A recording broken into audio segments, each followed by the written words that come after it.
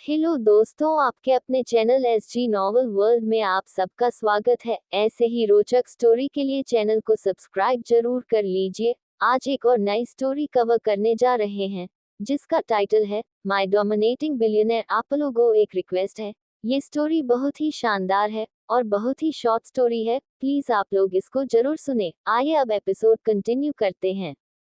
Episode 1। Sir, वो लड़की जिसके साथ आपने कल रात बिताई थी। Hotel blue hills. एक शख्स बिस्तर पर सोया हुआ था। ब्लैंकेट उसके कमर से नीचे था, जिसकी वजह से उसकी पीठ साफ दिखाई दे रही थी। उसके साथ एक लड़की सोई हुई थी।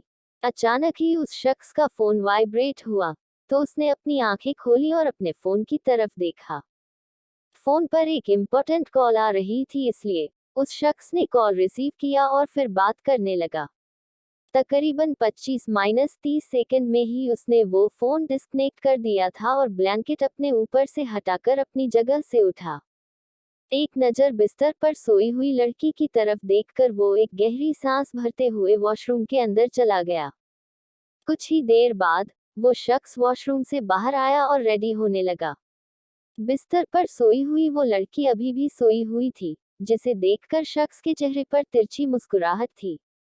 तकरीबन 15-20 मिनट में ही वो शख्स रूम से बाहर निकला और डाइनिंग एरिया की तरफ चला गया, क्योंकि उसे ब्रेकफास्ट करना था। जब वो डाइनिंग एरिया में आया, तो वहां पर उसके अलावा कोई नहीं था, जैसे वो पूरा डाइनिंग एरिया उसके लिए रिजर्व हो।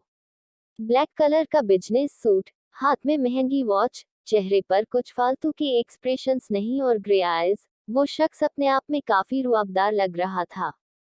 10-15 मिनट में ही वेटर ने उसके सामने ब्रेकफास्ट सर्व किया। अभी वो अपने सामने रखा हुआ पैनकेक नाइफ से काट रहा ही था कि एक आदमी तेज कदमों से अंदर आते हुए उसके सामने आकर खड़ा हुआ। उसने अपने हाथ बांधे हुए थे और अपना चेहरा हल्का सा झुकाया हुआ था, जिससे साफ पता चल रहा था कि वो आदमी सामने ब्रेकफास्ट कर रहे तकरीबन 26-27 साल के उस शख्स का पर्सनल असिस्टेंट या फिर मैनेजर होगा। पैनकेक काटते हुए ही उस शख्स ने तिरछी सी नजरें उस आदमी पर डाली। तभी वो आदमी तुरंत बोला, सर, वो लड़की जिसके साथ आपने कल रात बिताई थी। उसकी बात पूरी होती उससे पहले ही वो शख्स बोला, वो मर गई है ना। उस आदमी ने तुरंत अपना सर हिलाया। वो शख्स तिरछा मुस्कुराया और बोला, तो फिर अब मैं क्या करूं? मुझे तो समझ में नहीं आता, लड़कियां दोगली क्यों होती हैं। वैसे तो कहती हैं, आई वॉन्ट यू बेबी, बस एक बार तुम मेरे हो जाओ, मैं तुम्हें पूरी तरह से संभाल लूंगी। और दूसरी तरफ इतनी भी हिम्मत नहीं होती उनमें कि मुझे एक रात के लिए भी सेटिस्फाइड कर पाए। जब उनसे होता ही नहीं है तो फालतू की बातें भी क्यों करती हैं। I just hate these type of girls. वो आदमी चुपचाप उस शख्स की बात सुन रहा था। अब उसकी बात पूरी हुई तो वो एक बार फिर से बोला, पर बॉस, अब उसका क्या करना है? वो शख्स अब गुस्से से उसकी तरफ देखते हुए बोला, एक काम करो, उसे मेरे सामने ले आओ और मैं किसी मूवी की तरह उसे देखता रहूंगा। इतना भी दिमाग नहीं है क्या तुम्हारे अंदर? तुम्हें उसका करना क्या है? ले जाओ उसे और कहीं दफना दो, और उसकी फैमिली को कुछ पैसे भेज देना। इसके अलावा अब मैं उसके लिए कुछ नहीं कर सकता। ये बोलकर वो तुरंत अपनी जगह से उठा और बाहर की तरफ चला गया। उसके जाने के बाद उसके मैनेजर ने एक गहरी सांस ली और उसे रूम की तरफ बढ़ गया, जहां से अभी अभी वो शख्स बाहर निकला था। उसे बिस्तर पर पड़ी उस लड़की की लाश को ठिकाने लगाना था, जिसके साथ उसे शख्स ने कल पूरी रात बिताई थी। ओबरॉय इंडस्ट्रीज। वहीं दूसरी तरफ ओबरॉय इंडस्ट्रीज में पूरे ऑफिस में कोहराम मचा हुआ था, क्योंकि आज एक बहुत बड़ी डील होने वाली थी, लेकिन वो डील हो नहीं पाई, क्योंकि लास्ट मोमेंट पर अकाउंटेंट उस अकाउंट में पैसे ट्रांसफर नहीं कर पाया, जहां से वो डील डन होने वाली थी। उस ऑफिस का अकाउंटेंट इस वक्त काफी परेशान लग रहा था। तभी उसे खबर मिली कि ओबरॉय इंडस्ट्रीज का सीईओ ऑफिस पहुंच चुका है। वो अब पसीने से लथपथ होने लगा। वहीं दूसरी तरफ पार्किंग एरिया में एक गाड़ी आकर रुकी और उसे गाड़ी में से एक शख्स बाहर निकाला।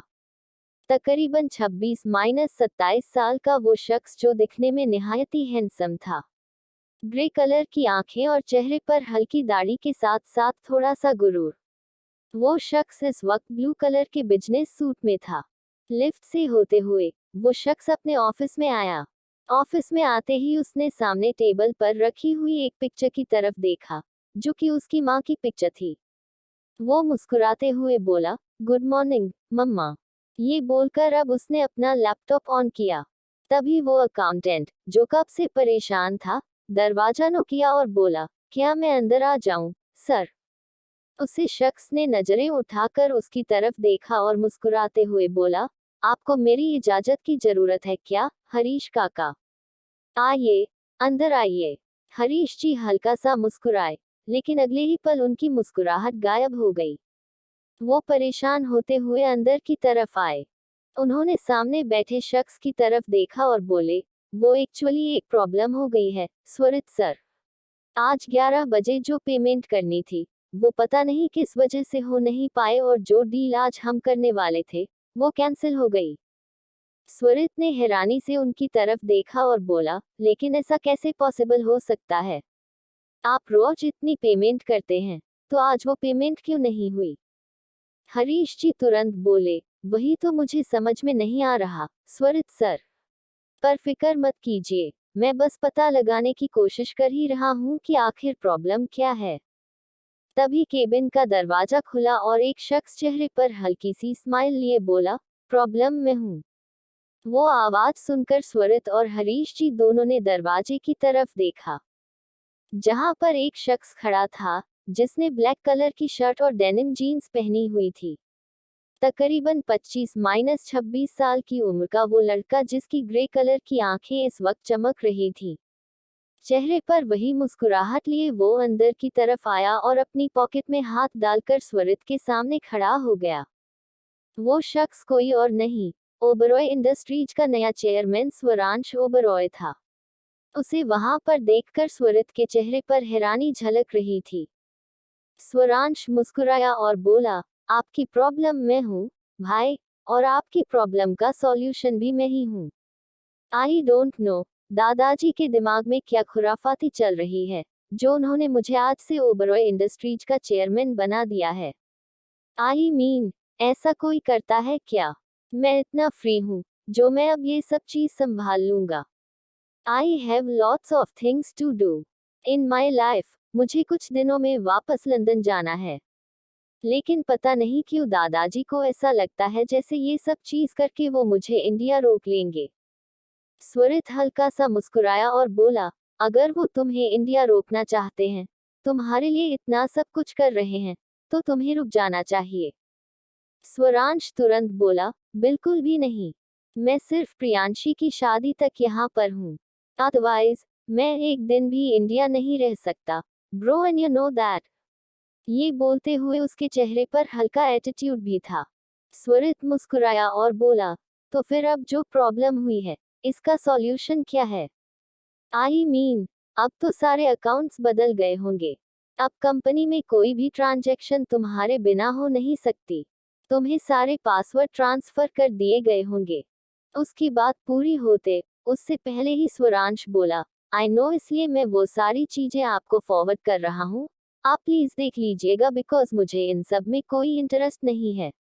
अब मैं चलता हूँ। ये बोलकर वो अपने फोन पर कुछ करता हुआ वहां से चला गया। उसने अपने फोन पर आए हुए सारे सिक्योरिटी पासवर्ड स्वरित ओबरॉय को ट्रांसफर कर दिए थे। कुछ ही देर में वो शख्स अपनी गाड़ी लेकर ओबरॉय इंडस्ट्रीज से निकल चुका था। वहीं दूसरी तरफ ओबरॉय मेंशन हाल के बीचों बीच दो लड़कियां खड़ी थी, जिनके चेहरे थोड़े झुके हुए थे, और सामने ही एक औरत खड़ी थी, जिसके चेहरे पर ही उसका खड़ूसपन साफ नजर आ रहा था। वो औरत तकरीबन 55 से 60 साल की थी। तभी एक लड़की प्रियांशी ने अपना चेहरा हल्का सा ऊपर की तरफ उठाया और बोली, प्लीज मासी माँ, मुझे यही इवेंट ऑर्गेनाइजर अपनी शादी के लिए चाहिए। प्लीज मासी माँ, मना मत कीजिएगा। आई नो, बहुत बड़े बड़े इवेंट ऑर्गेनाइजर आप लोग मेरे लिए अफोर्ड कर सकते हो, पर प्लीज मासी माँ, धुन की सच में बहुत अच्छी इवेंट ऑर्गेनाइजर है। अगर आप लोग उसका काम देखोगे तो अभी वो बोल ही रही थी कि सामने खड़ी वसुंधरा जी ने अपना हाथ ऊपर की तरफ किया और बोली, बस जुबान को अब लगाम दो। इतनी मिठाई बांटने की जरूरत नहीं है। जुबान से जितनी तुम बांट रही हो, अगर इस लड़की का काम इतना ही अच्छा है तो इसका शहर में नाम होता, लेकिन हमने तो कभी इसका नाम नहीं सुना।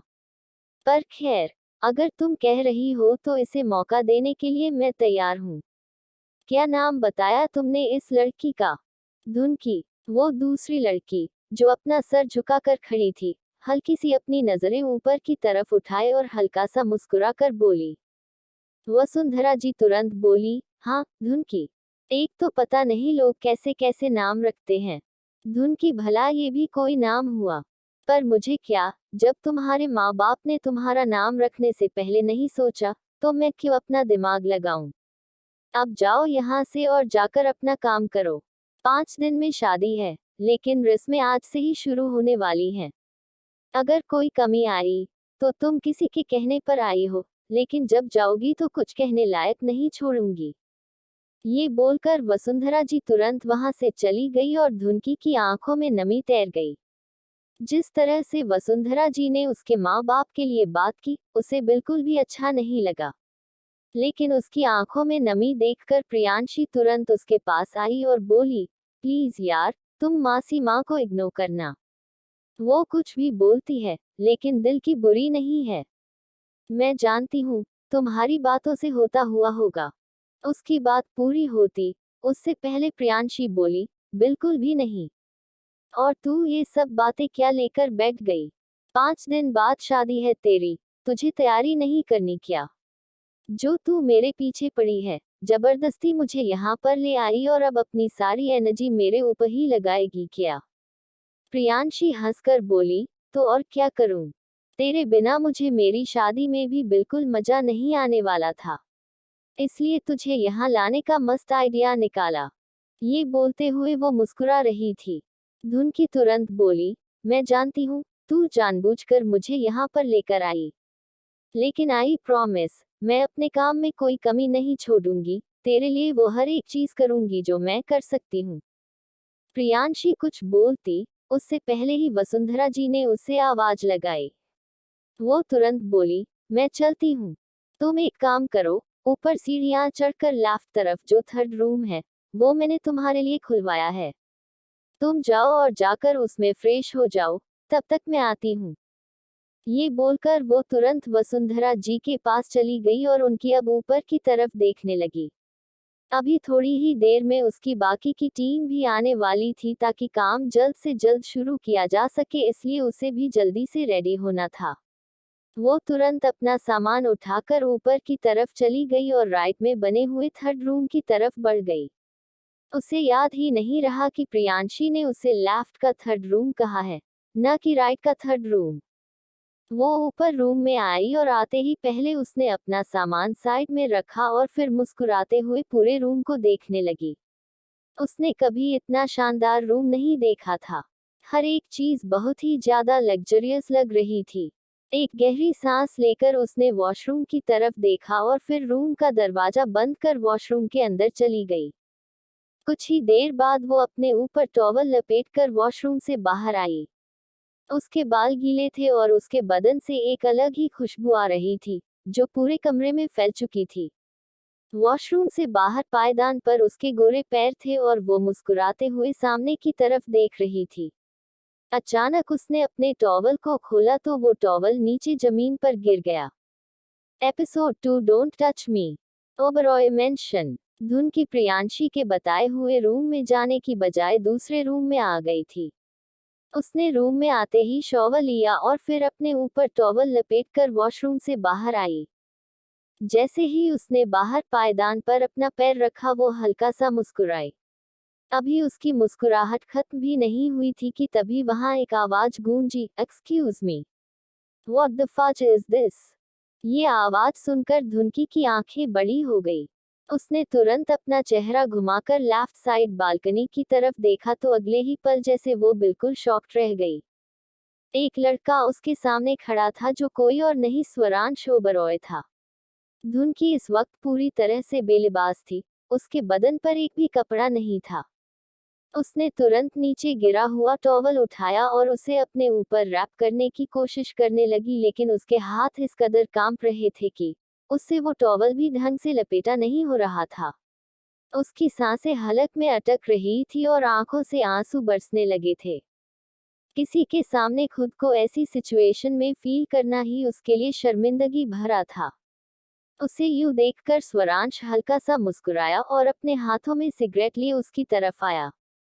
वो धुनकी को गहरी नजरों से देखते हुए बोला, कौन हो तुम और मेरे वॉशरूम में कैसे आई? जलपरी तो तुम कहीं से नजर नहीं आ रही हो। तो बताओ कौन हो तुम? और यहाँ मेरे रूम में, मेरे वॉशरूम में ऐसे शॉवर लेकर बाहर निकलने का क्या मतलब? उसकी बात सुनकर धुनकी समझ चुकी थी कि शायद वो गलती से दूसरे रूम में आ गई है। उसने तुरंत अपना चेहरा झुकाया और वॉशरूम के अंदर जाने लगी ताकि तुरंत अपने कपड़े पहनकर वहां से निकल सके, लेकिन स्वरांश ने अपने दूसरे हाथ से उसका हाथ पकड़ लिया। धुनकी ने एक झटके में उससे अपना हाथ छुड़ाया और बोली, डोंट टच मी। ये बोलते हुए उसके लहजे में थोड़ा गुस्सा भी था। वो इस वक्त हद से ज्यादा पैनिक कर रही थी। स्वरांश उसकी तरफ देखते हुए बोला, ये सही है तुम्हारा? मेरे रूम में बिना मेरी मर्जी के, बिना मेरी इजाजत के आई और मुझे ही टच करने से मना कर रही हो? मैडम, खुद को इतना ही रिजर्व रखती हो तो ऐसे किसी के रूम में मुंह उठाकर नहीं आना चाहिए, और आई भी तो स्वरांश ओबरॉय के रूम में। ये तो तुमने बहुत बड़ी गलती कर दी। ये बोलते हुए उसकी नजरें धुनकी के गोरे कंधों पर थी। धुनकी रोते हुए बोली, वो मैं एक्चुअली। ये बोलते ही वो अभी भी अपने ऊपर टॉवल लपेट रही थी।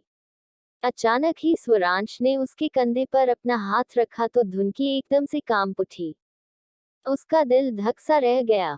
पूरी दुनिया जैसे एक पल के लिए रुक गई थी और वक्त भी आगे नहीं बढ़ पा रहा था। स्वरांश ने अपना हाथ अब उसके कंधे से हटाया और उसके टॉवल को अच्छे से बांध दिया। धुनकी बस उसकी तरफ देखती रह गई। स्वरांश हल्का सा मुस्कुराया और बोला, तुम्हारी एज कितनी है? धुनकी ने हैरानी से उसकी तरफ देखा। उसे समझ नहीं आ रहा था कि स्वरांश उसकी एज क्यों पूछ रहा है। वो तो स्वरांश को जानती तक नहीं थी। शर्म के मारे उसकी हालत खराब हो चुकी थी। वो कांपती हुई आवाज में बोली, 19। उसकी बातें सुनकर स्वरांश तिरछा मुस्कुराया और बोला, तभी एकदम बच्चों का फिगर है तुम्हारा। तुम्हारे बॉयफ्रेंड या फिर तुम्हारे हस्बैंड को काफी मेहनत करनी पड़ेगी तुम पर। उसकी बात सुनकर धुनकी की आंखें बड़ी हो गई और चेहरा गुस्से से एकदम लाल हो गया। कोई भला इस तरह की बात कर भी कैसे सकता है? वो तुरंत बोली, पहले मुझे लगा मेरी गलती है, इसीलिए मुझे शर्मिंदा फील करना चाहिए कि मैं ऐसे किसी के कमरे में आ गई, लेकिन अब पता चला कि गलतियां तो गलतियों से हो जाती है, लेकिन बेशर्मी जानबूझकर की जाती है और उसकी तो कोई माफी भी नहीं होती। इस घर में तुम क्यों हो और क्यों नहीं, ये मैं नहीं जानती। तुम हो कौन, मैं ये भी नहीं जानती, लेकिन इधर हो तो मतलब कुछ तो रिश्ता होगा तुम्हारा ओबरॉय फैमिली से। लेकिन मुझे नहीं पता था पढ़े लिखे खुद को सभ्य कहलाने वाले लोग भी अपना घटियापन छुपा कर रखते हैं। ये बोलकर वो तुरंत वॉशरूम के अंदर गई और फिर वहां अपने कपड़े पहनने लगी। वही उसकी बातें सुनकर स्वरांश के चेहरे पर ना ही गुस्सा था और ना ही कोई गिल्ट। फालतू के एक्सप्रेशन अपने चेहरे पर रखना उसका काम ही नहीं था। कुछ देर बाद धुनकी वॉशरूम से बाहर निकली। उसकी आंखों में आंसू थे। एक नजर उसने स्वरांश की तरफ देखा जो अभी भी बालकनी में खड़ा सिगरेट पी रहा था। उसे देखते हुए अगले ही पल धुनकी ने अपना चेहरा घुमा लिया और वही साइड में रखा हुआ अपना बैग लेकर बाहर जाने लगी। स्वरांश चेहरे पर तिरछी से मुस्कुराहट लिए उसे देख रहा था। तभी अचानक से वो बोला, एक मिनट रुको। धुनकी ने पलटकर उसकी तरफ देखा। स्वरांश सिगरेट पीते हुए ही उसके पास आया और बोला, पैसे होने का मतलब ये नहीं होता कि सामने वाला सच बोलना छोड़ दे। अब तुम्हारा फिगर जैसा है वैसा ही तो कहूंगा ना। अगर हॉट एंड सेक्सी होता तो हॉट एंड सेक्सी बोलता। खैर बाकी तो पता नहीं, अट्रैक्टिव तो तुम हो। ये बोलते हुए उसकी नजर धुनकी के खूबसूरत से चेहरे पर थी। एकदम गहरी काली आंखें और गुलाबी होंठ, तीखा नाक जिसमें ब्लैक कलर का स्टड पहना हुआ था, कानों में छोटे छोटे स्टड और गले में एक ताबीज। वो सच में खूबसूरत थी। हालांकि उसका फिगर भी बिल्कुल बच्चों जैसा नहीं था। वो अपनी उम्र के मुताबिक बिल्कुल परफेक्ट थी, लेकिन स्वरांश की जिंदगी में हॉट एंड सेक्सी लड़कियां इतनी ज्यादा थी कि उनके सामने धुनकी को थोड़ा कम हॉट कहा जा सकता था। धुनकी व्यंग्य से मुस्कुराए और बोली, पहले तो मुझे लगा था तुम्हारी बातें घटिया है, लेकिन अब तुम्हारी सोच भी कितनी घटिया है इस बात का अंदाजा भी हो गया, जो लड़कियों को सिर्फ उनके फिगर से देखें। ऐसे लड़कों से और कुछ उम्मीद भी नहीं की जा सकती। तुम अपनी तारीफ अपने पास रखो, मुझे इसकी कोई जरूरत नहीं। ये बोलकर अब वो बिना एक पल रुक वहां से चली गई और स्वरांश एक बार फिर से मुस्कुराया। वहीं दूसरी तरफ धुनकी बाहर आई और अब लेफ्ट साइड में बने हुए रूम की तरफ बढ़ गई, जहां सामने दरवाजा बंद था। उसका सामान उसके हाथ में था और वो बस तेज तेज कदमों से चले जा रही थी। अचानक ही एक शख्स उससे टकराया तो वो गुस्से से बोली, मेरा तो आज दिन ही खराब है। ये बोलते हुए वो अपना दुपट्टा संभाल रही थी, जो उसके पैर में फंस गया था और वो लड़खड़ा गई थी। वो नीचे गिरती उससे पहले ही सामने उस टकराने वाले शख्स ने उसे अपनी बाहों में संभाल लिया। वो शख्स कोई और नहीं स्वरित था। धुन की स्वरित की बाहों में झूल रही थी और स्वरित उसे अपनी गहरी नजरों से देख रहा था। धुनकी की गहरी गहरी सांसें देखकर स्वरित हल्का सा मुस्कुराया और बोला, डोंट वरी, मैंने बचा लिया तुम्हें। धुनकी को अचानक ही स्वरांश की बातें याद आई और वो तुरंत ऊपर की तरफ उठ गई। वो बिना स्वरित से नजरें मिलाई बोली, थैंक यू मेरी हेल्प करने के लिए। ये बोलकर वहां से जाने लगी, लेकिन अचानक ही स्वरित ने उसका हाथ पकड़कर उसे रोका और बोला, वैसे मैंने आपको पहचाना नहीं, आप कौन? धुनकी ने गुस्से से स्वरित की तरफ देखा और बोली, पहचाना तो मैंने भी आपको नहीं, तो मैंने आपसे सवाल किया, क्या आप कौन? ये बोलते हुए वो काफी चिड़चिड़ी नजर आ रही थी। स्वरांश ने उसका मूड खराब कर दिया था। ये उसी का साइड इफेक्ट था। वो मुंह बनाते हुए आगे की तरफ बढ़ गई और स्वरित बस उसकी तरफ देखता ही रह गया। धुनकी अभी अपने रूम में आई थी कि तभी एक बार फिर से किसी ने दरवाजा खोला। अब उसने तुरंत पलटकर दरवाजे की तरफ देखा और बोली, अब कौन है? ये बोलते हुए वो एकदम चुप हो गई जब उसकी नजर सामने खड़ी प्रियांशी पर गई। उसे देखते ही वो गुस्से से फूट पड़ी, तुम मुझे रूम में छोड़ने नहीं आ सकती थी क्या? या फिर किसी सर्वेंट को साथ नहीं भेज सकती थी? प्रियांशी अंदर की तरफ आई और बोली, मैंने एक सर्वेंट को बोला था, लेकिन तब तक तुम रूम में जा चुकी थी, लेकिन जब वो रूम में आई तो तुम रूम में नहीं थी। तुम गायब कहाँ हो गई थी? उसके सवाल पर धुनकी एकदम से चुप हो गई। उसकी आंखों के सामने स्वरांश का चेहरा घूमने लगा था और जैसे ही उसे याद आया कि वो स्वरांश के सामने बिना कपड़ों के थी, वो एक बार फिर से कांप उठी और उसका चेहरा लाल होने लगा। उस वक्त तो उसने जैसे तैसे स्वरांश को जवाब दे दिया, लेकिन अब अगर स्वरांश उसके सामने भी आता तो वो जवाब नहीं दे पाती। प्रियांशी एक बार फिर से बोली, बताओ ना धुनकी, तुम कहाँ थी? मैंने तुम्हें ढूंढा भी, लेकिन तुम मुझे कहीं नहीं मिली। ऐसी भी कौन सी जगह है ओबरॉय मैंशन में जहां जाकर तुम छुप गई और मुझे पता ही नहीं चला? उसके सवाल पर धुनकी एकदम से होश में आई। उसे समझ नहीं आ रहा था वो प्रियांशी को क्या जवाब दे। तभी दरवाजे की तरफ से आवाज आई, धुनकी मेरे साथ थी। स्वरांश की आवाज सुनकर धुनकी और प्रियांशी दोनों ने पलटकर दरवाजे की तरफ देखा। स्वरांश को अपने सामने देखकर धुनकी एकदम सुन्न हो गई। एपिसोड 3, कितनी चालाक हो ना तुम। ओबरॉय पैलेस। धुनकी और प्रियांशी दोनों दरवाजे की तरफ देख रहे थे, जहां पर स्वरांश खड़ा था। स्वरांश अंदर की तरफ आया और प्रियांशी की तरफ देखते हुए बोला, अब समझ में आया कि ये तुम्हारी दोस्त है, इसलिए इस तरह से इस घर में घूम रही थी। वरना मैं तो हैरान था कि ओबरॉय पैलेस में ऐसे लोग कब से घूमने लगे। धुनकी तुरंत बोली, ऐसे लोगों से आपका क्या मतलब है? स्वरांश हल्का सा मुस्कुराया और बोला, ऐसे लोग मतलब तुम जैसे लोग। धुनकी उसकी बात से और ज्यादा चिढ़ गई। तभी प्रियांशी एक गहरी सांस लेकर बोली, थैंक गॉड धुनकी आपके साथ थी, वरना मैं तो डर गई थी कि कहीं एक बार फिर से मासी माँ ने धुनकी की क्लास तो नहीं लगा दी। खैर अब तुम बिल्कुल ठीक हो तो मैं चलती हूँ, मुझे थोड़ा अर्जेंट काम है। मासी माँ ने डिजाइनर को बुलाया हुआ है, मुझे उनसे मिलना है। उन्हें आउटफिट्स के बारे में डिटेल्स देनी है, अब मैं चलती हूँ। ये बोलकर वो तुरंत वहां से चली गई। धुनकी ने उसे रोकने की कोशिश की। वो नहीं चाहती थी कि स्वरांश और वो अकेले एक दूसरे के साथ हो, इसीलिए वो प्रियांशी को वहीं पर रोकना चाहती थी, लेकिन अब तो प्रियांशी वहां से जा चुकी थी।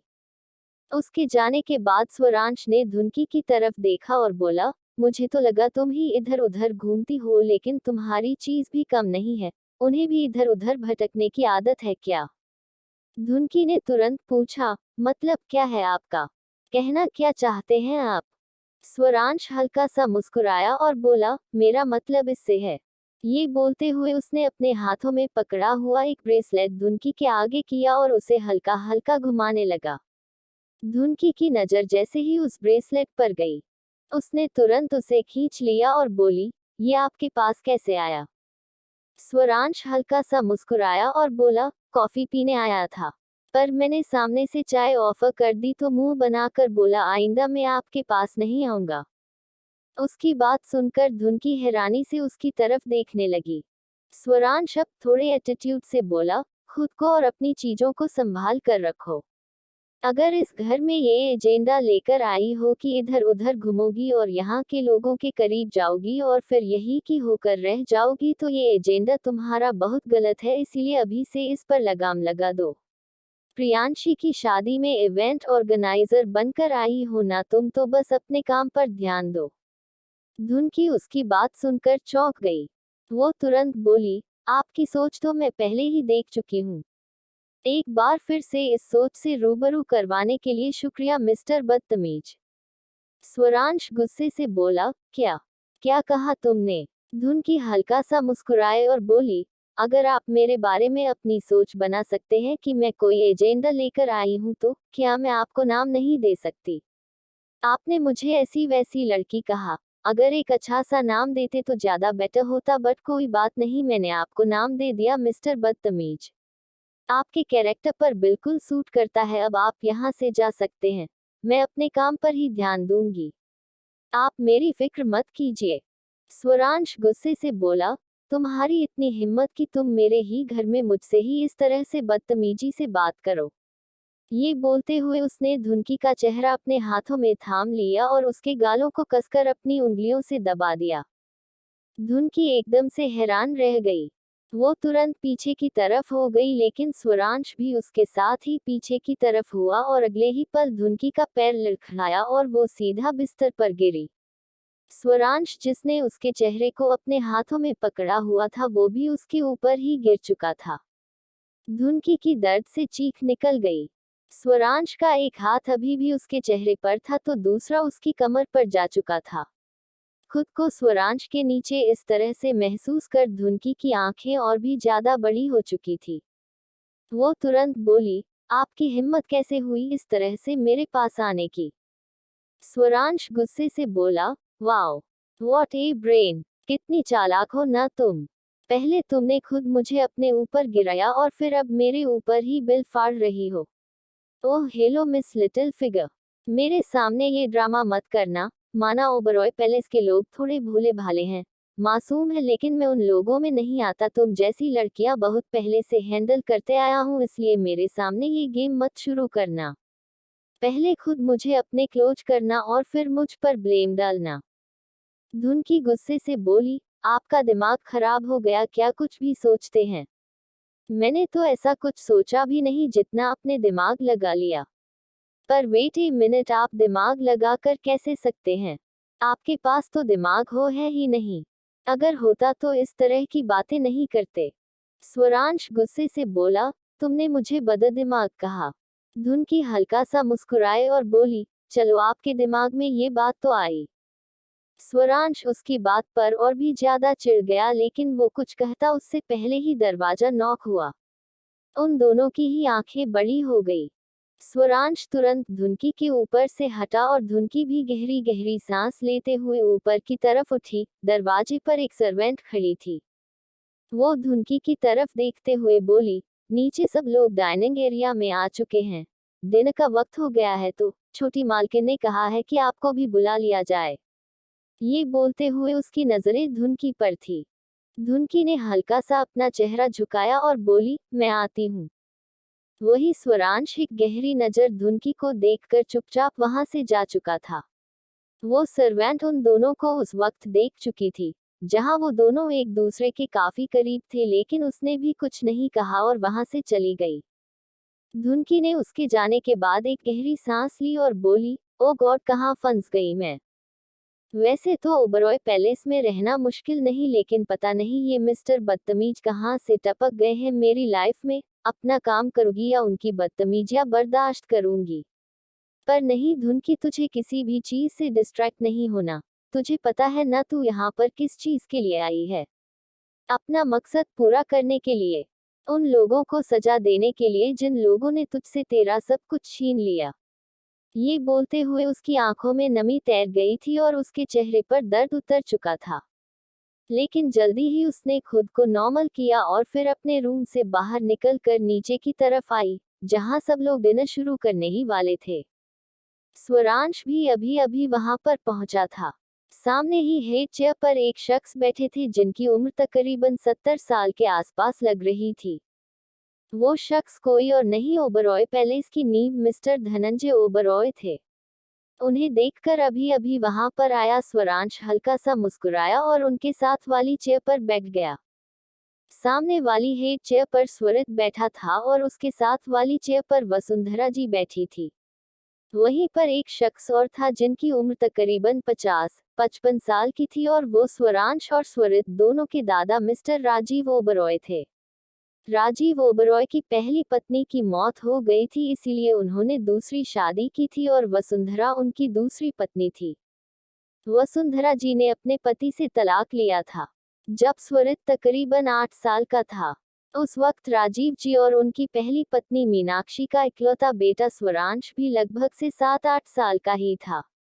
इस तरह से स्वरांश और स्वरित भाई तो थे, लेकिन दोनों की मां अलग अलग थी। हालांकि दोनों के बायोलॉजिकल फादर भी अलग थे, लेकिन अब तो उन दोनों के दादा एक ही थे, मिस्टर राजीव ओबरॉय। सब लोग डाइनिंग टेबल पर बैठ चुके थे और तभी स्वरांश की नजर सीढ़ियों से उतर रही धुनकी पर गई। वो डाइनिंग टेबल की तरफ ही आ रही थी।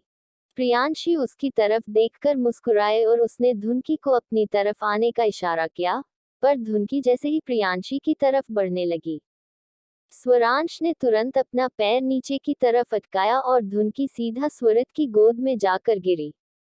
स्वरित ने भी तुरंत उसे संभाल लिया था, जिसकी वजह से उसके दोनों हाथ धुनकी की कमर पर आ चुके थे। उन दोनों को इस तरह से देखकर सब लोग एकदम से हैरान रह गए। वही ना चाहते हुए भी स्वरित का हाथ धुनकी की कमर पर थोड़ा कस चुका था। धुनकी की सांसें एकदम से गहरी हो गई और स्वरित भी अपनी इंटेंस नजरों से उसे देख रहा था। तभी वसुंधरा जी गुस्से से बोली, तुम यहाँ क्या कर रही हो? धुनकी तुरंत स्वरित की गोद से उठी और हड़बड़ा कर बोली, वो मैं डिनर। उसकी बात पूरी होती उससे पहले ही वसुंधरा जी गुस्से से बोली, इस घर के नौकर कब से इस घर के सदस्यों के साथ बैठकर डिनर करने लगे? उनकी बात सुनकर धुनकी हैरान रह गई। उसकी आंखों में नमी उतर आई थी। वहीं स्वरांश के चेहरे पर डेविल स्माइल तैर गई। वो मन ही मन बोला, मुझे बदतमीज कहा था ना तुमने लिटिल फिगर। अब मेरी थोड़ी बदतमीजी भी देख लो। धुनकी अपना सर झुकाकर बोली, सॉरी, मैं जाती हूँ यहाँ से।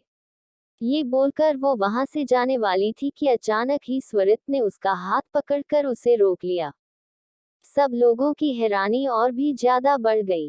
एपिसोड 4 में तुम्हें पूरी तरह से फील करना चाहती थी।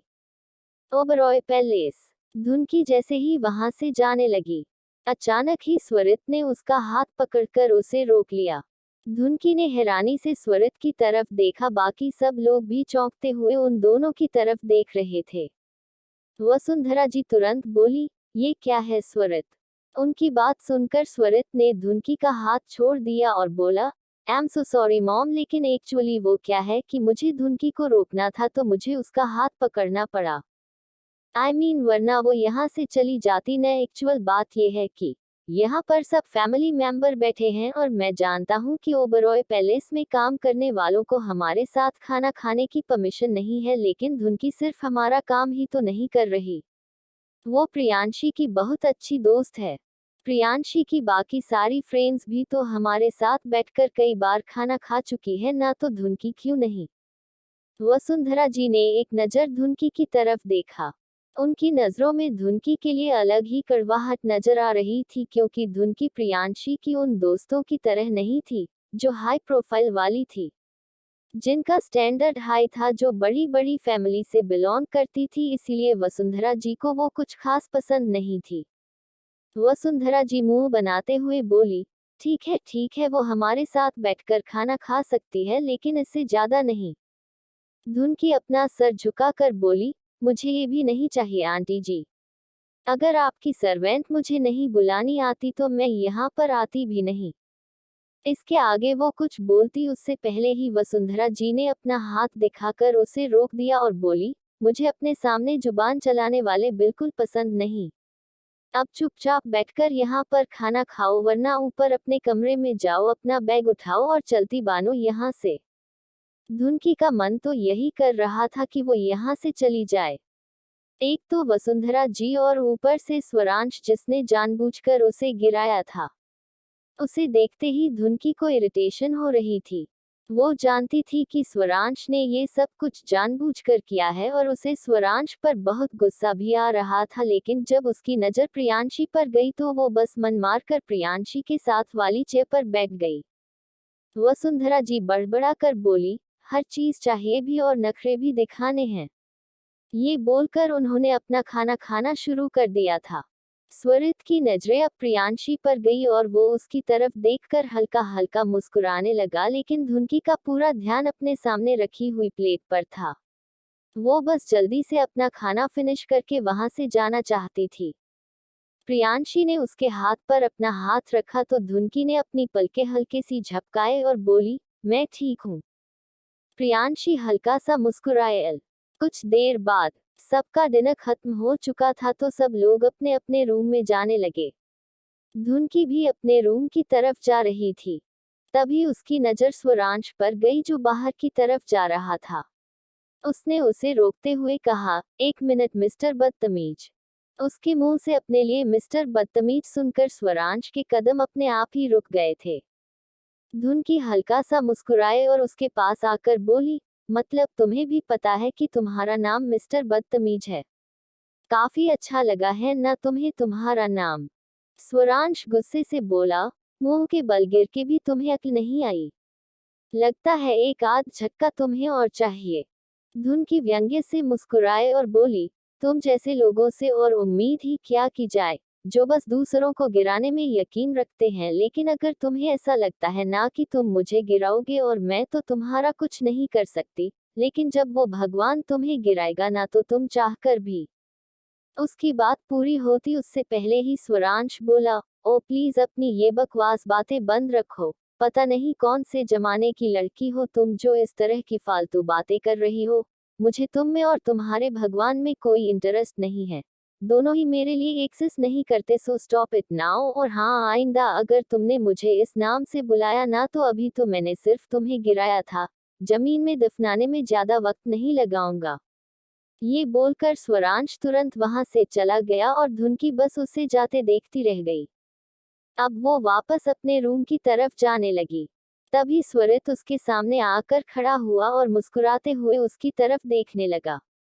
उसकी मुस्कुराहट देखकर धुनकी कुछ पल तक मुस्कुराए, लेकिन फिर जब स्वरित की मुस्कुराहट कहीं गायब नहीं हुई तो वो थोड़ा हिचकिचाकर बोली, गुड नाइट।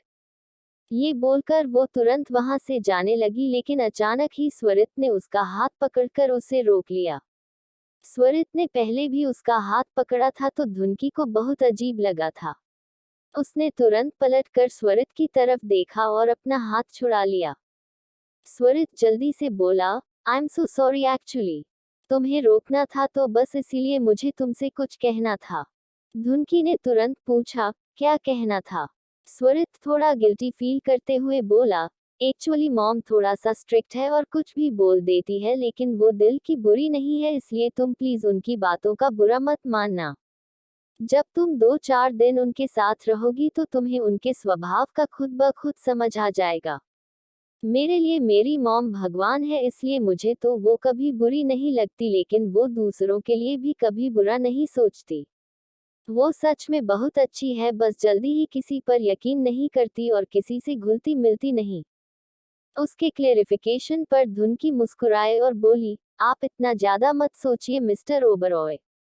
मैं यूं ही किसी को जज नहीं करती, आपकी मॉम है, वो आपको तो अच्छी लगेगी लेकिन मुझे भी वो बुरी नहीं लगी। बस जिस तरह से उन्होंने मुझसे बात की मुझे थोड़ा सा बुरा लगा, पर आप कहते हैं तो मैं इस बात पर यकीन करती हूँ कि वो बहुत जल्दी मुझे भी अच्छे से ट्रीट करेगी। स्वरित मुस्कुराया और बोला, थैंक यू सो मच। धुनकी मुस्कुराते हुए एक बार फिर से बोली, गुड नाइट।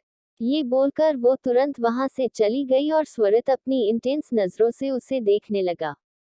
तभी अचानक से उसका फोन वाइब्रेट हुआ तो उसने तुरंत अपनी पॉकेट से फोन निकाला। उसके मैनेजर का कॉल आ रहा था। उसने तुरंत कॉल रिसीव किया और बोला, मैं बस थोड़ी देर में आ रहा हूँ। ये बोलकर वो तुरंत बाहर की तरफ चला गया। तकरीबन आधे घंटे बाद एक रिजॉर्ट जो कि ज्यादा बड़ा नहीं था लेकिन काफी खूबसूरत था, वहां का एक रूम जो बहुत ज्यादा लग्जरियस था और वहां बिस्तर पर एक लड़की लेटी हुई थी और उसके हाथ पैर बंधे हुए थे। वो लड़की चिल्लाई जा रही थी, छोड़ो मुझे, तुम्हें जो करना है मेरे साथ कर लो, लेकिन प्लीज इस तरह से बांधो तो मत। सामने खड़ा शख्स तिरछा मुस्कुराया और बोला, सॉरी बेबी गर्ल, लेकिन मुझे ऐसे ही मजा आता है। वो लड़की जल्दी से बोली, लेकिन मुझे दर्द हो रहा है, सच में मेरे हाथ पैर बहुत पेन कर रहे हैं, प्लीज इन्हें खोल दो ना। ये बोलते हुए वो अपने हाथों को खोलने की कोशिश कर रही थी। वो शख्स उसके करीब आया और अपने हाथों में पकड़ा हुआ वाइन का गिलास पूरी तरह से उस लड़की के चेहरे पर झुककर उसके होठों से लगाते हुए बोला, ये लो सायशा, ये पियो, इससे तुम्हारा दर्द कम हो जाएगा।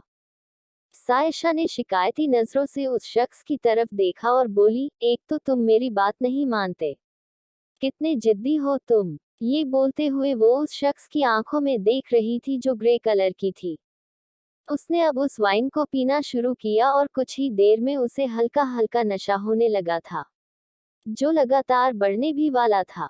वो शख्स अब उसके बदन को एक्सप्लोर करने लगा था। वो उसे बहुत ही इंटेंस नजरों से देख रहा था और सायशा भी मुस्कुराते हुए उस लड़के को अपने पास आने के इशारे कर रही थी। उसके हाथ पैर अभी भी बंधे हुए थे लेकिन अब सच में उसका दर्द थोड़ा कम हो चुका था। पर उसे अपनी बॉडी में एक अलग सी अकड़न भी महसूस होने लगी थी, जैसे उसे किसी तरह का कोई ड्रग्स दिया गया हो। सायशा ने तुरंत उस शख्स की तरफ देखते हुए पूछा, क्या तुमने मुझे कोई ड्रग्स दिए हैं? वो शख्स चेहरे पर डेविल स्माइल लिए बोला, कितनी समझदार हो तुम सायशा। सायशा गुस्से से बोली, लेकिन क्यों? वो शख्स तुरंत बोला, ताकि तुम्हें पेन ना हो, और देखो कैसे ड्रग्स लेते ही तुम्हारा पेन चला गया। सायशा कुछ सोचते हुए बोली, लेकिन ये तो गलत है ना, मैं तुम्हें पूरी तरह से फील करना चाहती थी और तुमने मुझे ड्रग्स दे दिए, अब मैं तुम्हें फील कैसे करूंगी? वो शख्स तिरछा मुस्कुराया और बोला, अगर ऐसा हुआ तो तुम्हारे अंदर कुछ बचेगा ही नहीं। उसकी बात सुनकर सायशा हैरान रह गई।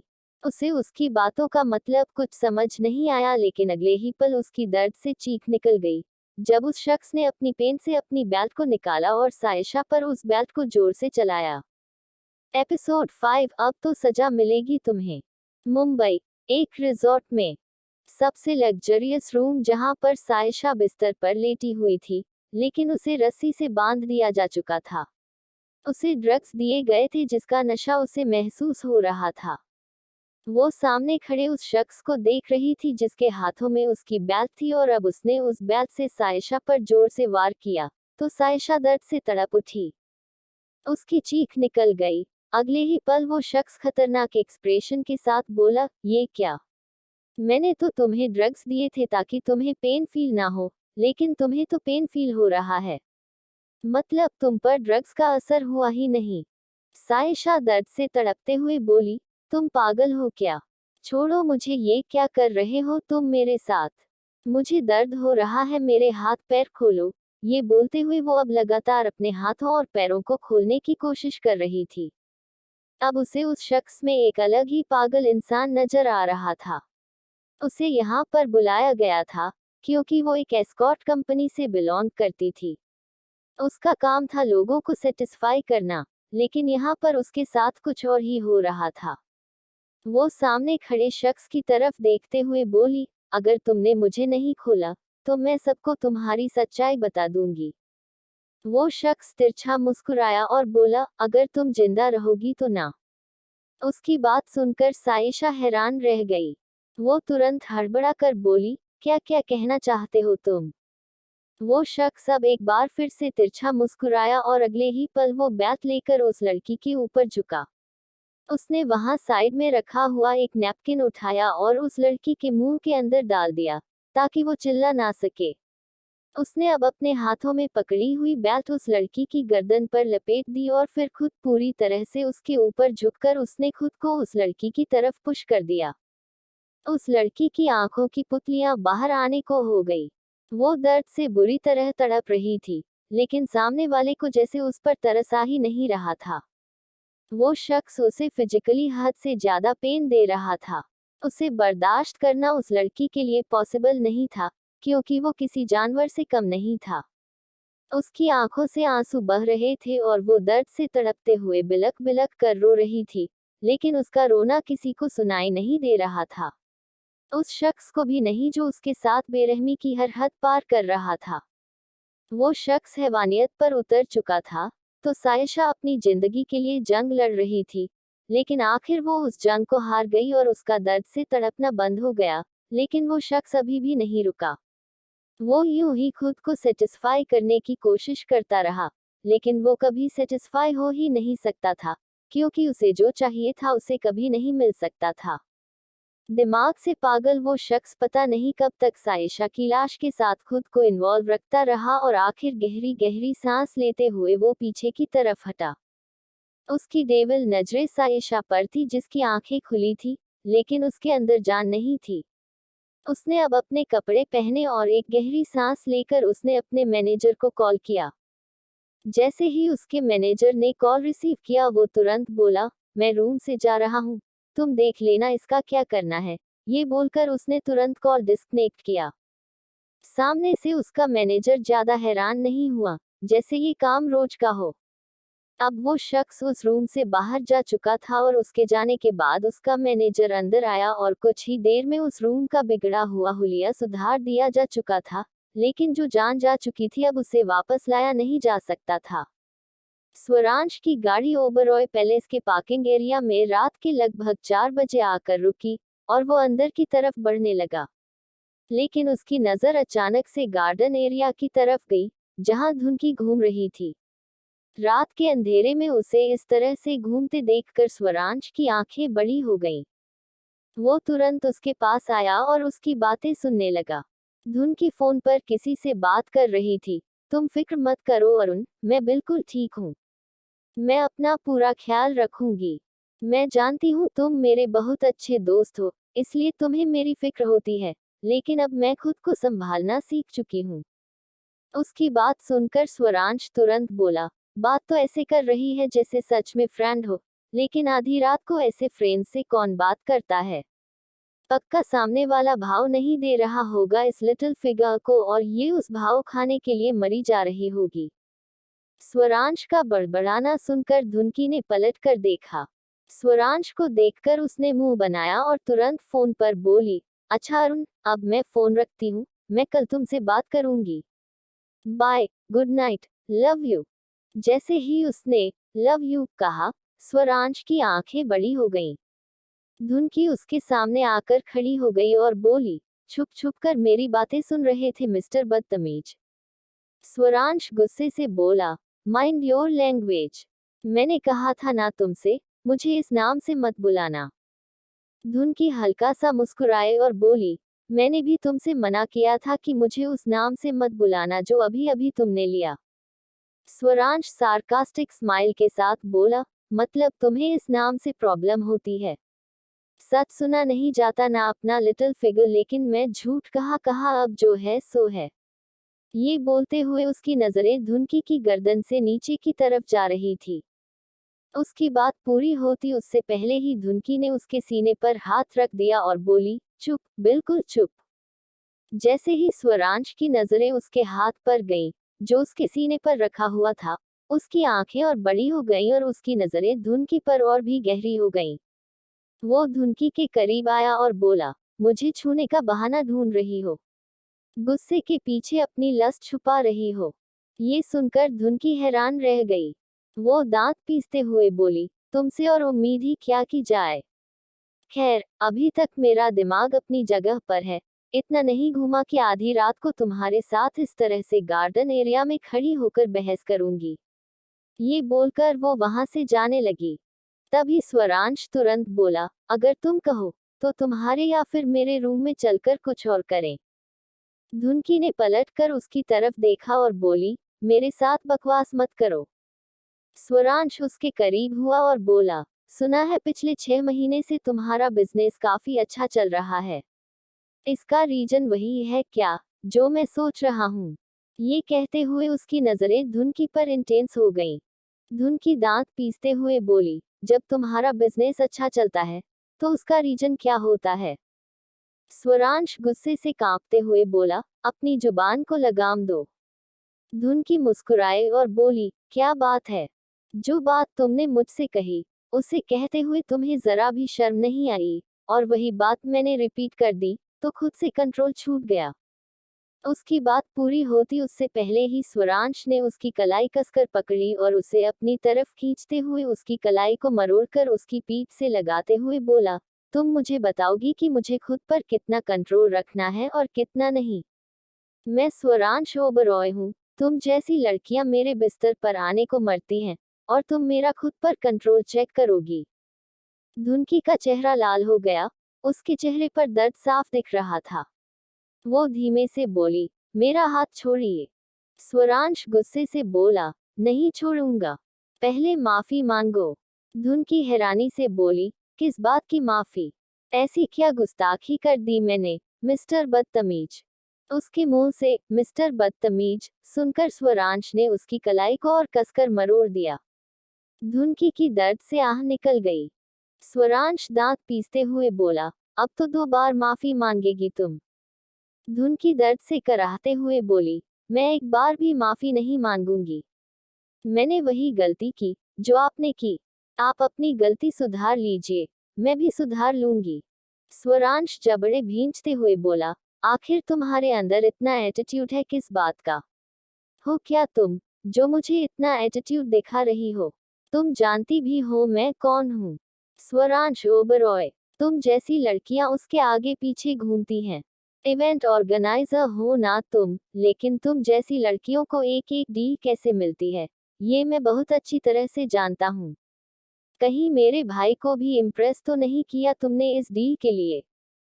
उसकी बात सुनकर धुनकी हैरान रह गई। अगले ही पल उसने अपना हाथ स्वरांश पर उठाना चाहा, लेकिन स्वरांश ने अब उसकी दूसरी कलाई भी कसकर पकड़ ली और उसे पीठ से लगाते हुए बोला, एक ही टाइम पर दो दो गलतियां। अब तो सजा मिलेगी तुम्हें।